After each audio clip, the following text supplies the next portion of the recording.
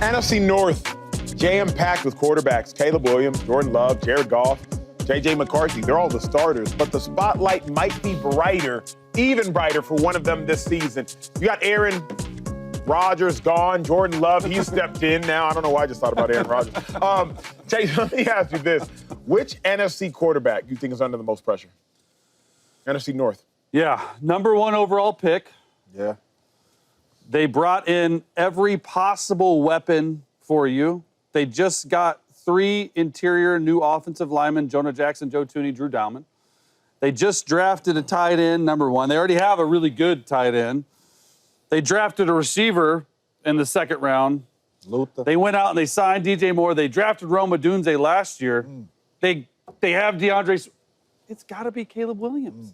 A lot of weapons. Look, they've done everything in their power to surround Caleb Williams with what they deem an elite, talented offense. From the offensive line group, you look at it, not a lot of holes, right? Receiver group, okay, DJ Moore, Roma Dunze, Luther Burden.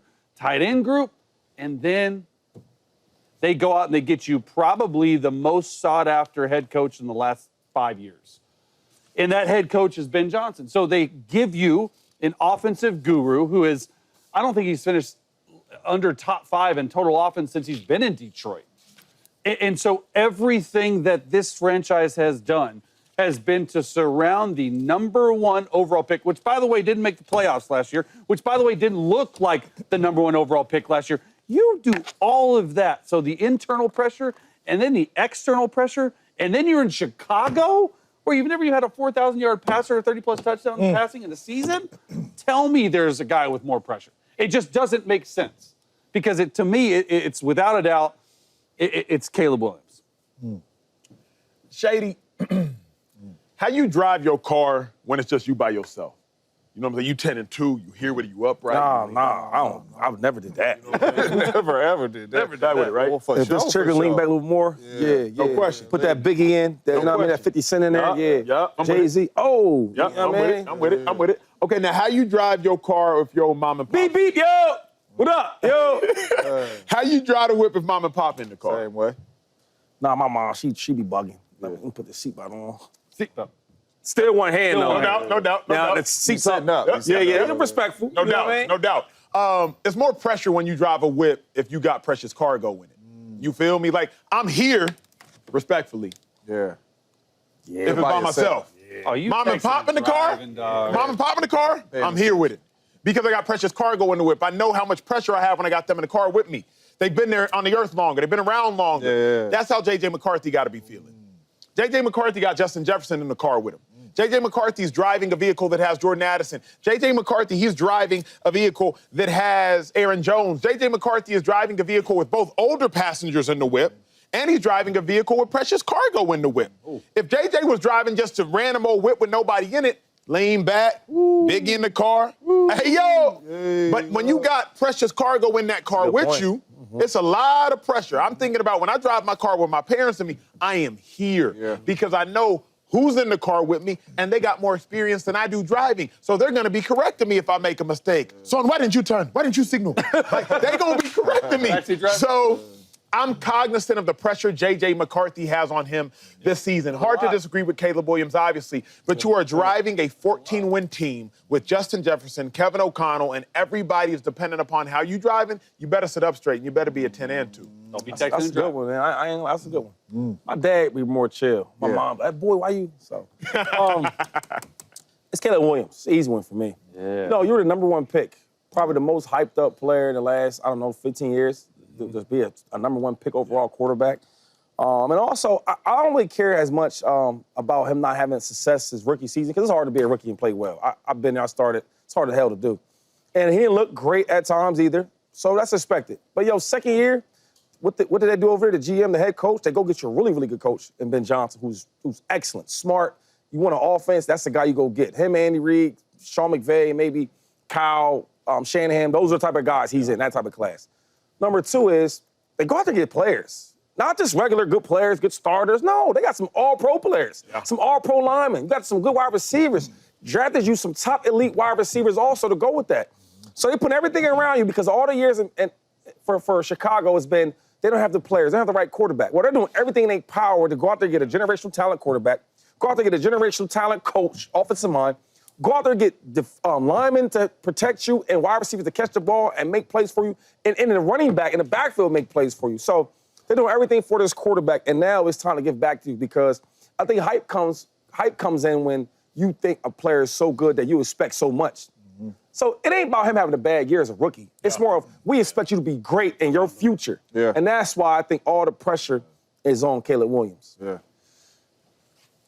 All of them is good. I'm going to Green Bay.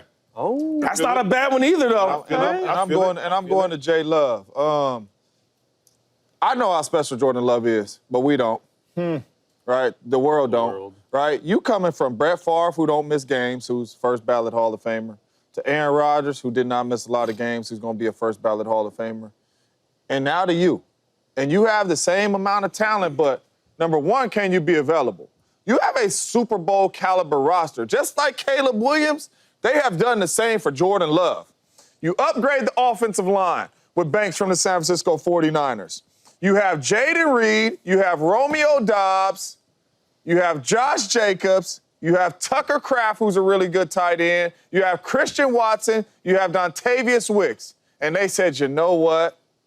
You need another one. First rounder. And they go get you a first rounder in Matthew Golden with speed to stretch the field. You have an elite run game. You have a really good offensive line. You got a plethora of wide receivers out there. It's time for you to deliver. It's time for you to show the world that you are special.